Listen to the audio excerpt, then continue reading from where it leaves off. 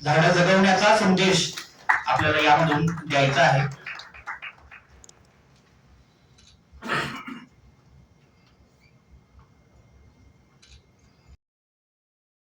सामाजिक सद्भाव जगाए, अपने प्रेम परिश्रम के बल, अपने प्रेम परिश्रम के बल, भारत में नव सूर्य उगाए, भारत में नव सूर्य उगाए.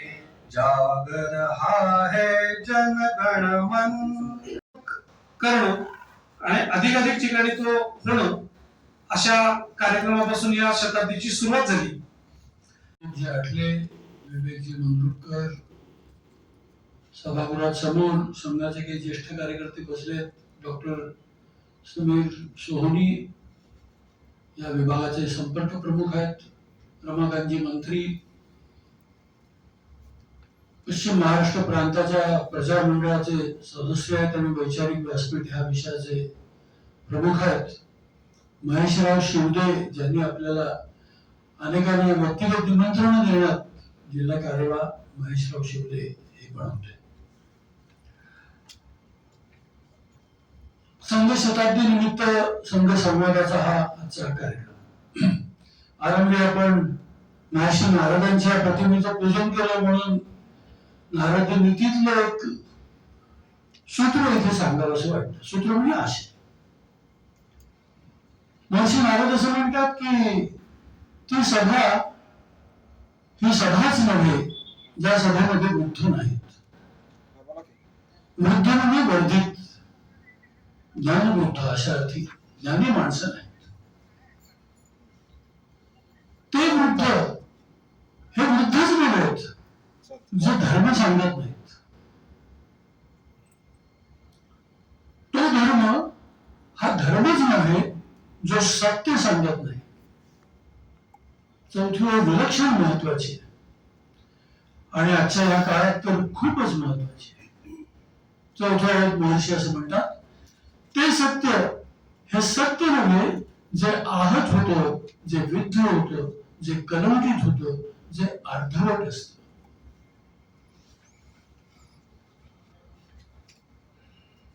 संघ शताब्दीचा आजचा संदर्भ आहे म्हणून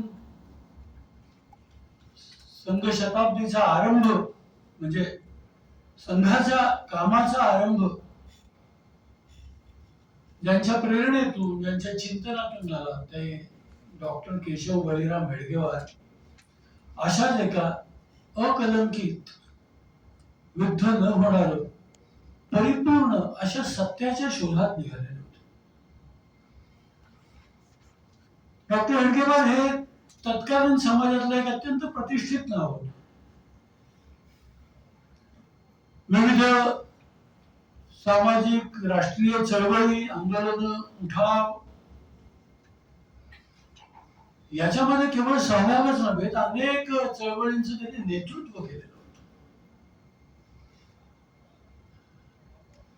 आणि या सगळ्याचा परिणाम म्हणून कधीतरी भारताला स्वातंत्र्य निश्चित मिळेल हा विश्वास होता, कारण पारतंत्र्याचा काळ होता. परंतु हे सगळं करत असताना पूजनीय डॉक्टरजींच्या मनामध्ये एक विषय परत परत येत होता की मिळालेलं स्वातंत्र्य हे पहिलं स्वातंत्र्य आहे का? यापूर्वी असं स्वातंत्र्य मिळालेलं आहे ना, अनेकदा मिळालं आणि अनेकदा त्या स्वातंत्र्यातून एक अत्यंत गौरवमय सुवर्ण काळ या भरतभूमीने पाहिलेला आहे. मग ते राजा विक्रमादित्याने मिळवलेलं स्वातंत्र्य असो वा शालिवाहनानं मिळवलेलं स्वातंत्र्य असो, चंद्रगुप्त मौर्यानं, हर्षवर्धनानं, हरिहर बुक्कानं, रामदेवराव यादवानं, कृष्णदेव रायांनी, छत्रपती शिवरायांनी, या सगळ्यांचेच स्वातंत्र्याचा एक विषदकाळ या भूमीवर आणला. पराक्रमाची पराकाष्ठा करत, सगळ्या समाजाला उभं करत,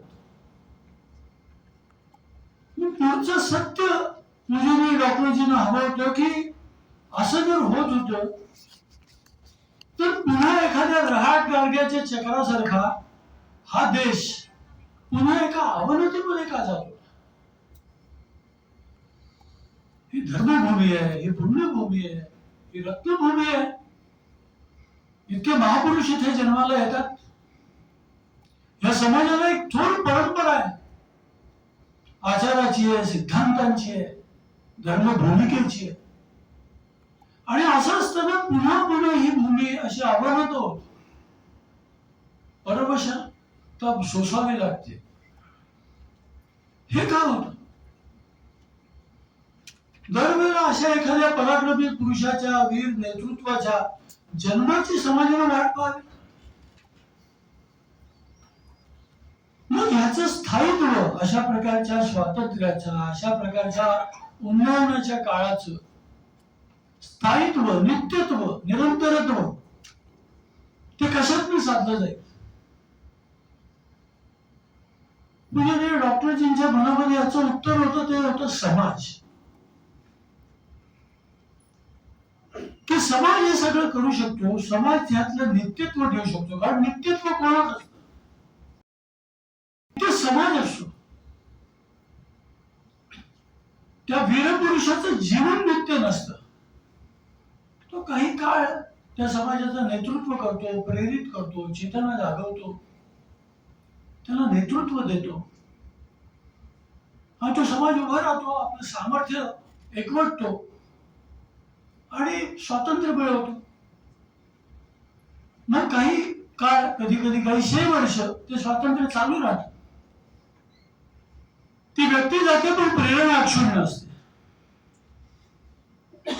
परंतु मग नेमकं काय होतं, काय मंदत्व येतं, कशामुळे ग्लानी येते, कशामुळे विस्मृती येते आणि पुन्हा एकदा हा समाज त्या आत्मविस्मृतीमुळे, त्या ग्लानीमुळे, त्या किंकर्तव्य मूढ अवस्थेमुळे त्या अवनतीकडे ढकलला जातो. आणि त्यामुळे डॉक्टरजींना असं वाटायला लागलं की काम करायचं असेल तर या समाजासाठी काम करायला हवं. आणि त्याचं हे प्रेरक, त्याची प्रेरणा, त्याची जागरूकता, त्याची स्वतःची ओळख, त्याची अस्मिता याविषयी तो निरंतर जागा राहील अशी काहीतरी व्यवस्था इथे उभी केली पाहिजे. डॉक्टरजी समाजाचं चिंतन करत होते, निरीक्षण करत होते. त्या आकारानंतर त्यांना कळत होतं हे की समाजामध्ये या व्यवस्था आहेतच. कारण हा दीर्घजीवी समाज आहे. हा काही समाज काल परवा निर्माण झालेला समाज नाही. युगानुयुगाची एक मोठी परंपरा आहे. त्यामुळे समाजाने आपल्या काही व्यवस्था उभ्या केल्यात. काय आहेत त्या व्यवस्था? एक व्यवस्था आहे कुटुंब व्यवस्था. त्या कुटुंबातून मी कोण, आम्ही कोण, आम्ही कशासाठी, माझं आणि समाजाचं नातं, व्यक्ती आणि समष्टी यातले नेमके धागेदोरे काय आहेत हे सांगण्याची, जाणवण्याची, ती वाढवण्याची, जोपासण्याची एक व्यवस्था होती कुटुंब. त्या कुटुंबातलं हे समाजाच्या बरोबरचं नातं हे अक्षुण्ण राहत होतं. दुसरी व्यवस्था होती मंदिर. की व्यक्ती जीवन समृद्ध करायचं, गुणांनी समृद्ध करायचं, कौशल्याने समृद्ध करायचं.